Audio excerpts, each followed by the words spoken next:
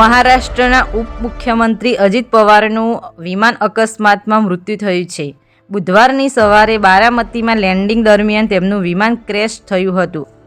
અકસ્માત એટલો ભયાનક હતો કે વિમાન સંપૂર્ણપણે આગમાં ભસ્મીભૂત થઈ ગયું અને તેમાં સવાર તમામ લોકોના ઘટના સ્થળે જ મોત નીપજ્યા. અજિત પવાર જે વિમાનમાં મુસાફરી કરી રહ્યા હતા તેમાં કુલ 4 અન્ય લોકો સવાર હતા. એવિએશન વિભાગ દ્વારા પુષ્ટિ કરવામાં આવી છે કે આ દુર્ઘટનાગ્રસ્ત વિમાનમાં કેપ્ટન સુમિત કપૂર અને વાઇસ કેપ્ટન શાંભવી પાઠક પાયલટ તરીકે ફરજ બજાવતા હતા.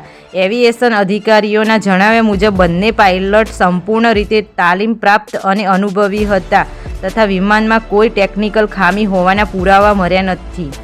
વિમાનમાં પાયલટ ઉપરાંત ક્રૂ સભ્યો તરીકે વિદીપ દવે અને પિંકી માલી પણ સવાર હતા, જેમનું પણ આ દુર્ઘટનામાં મોત થયું છે.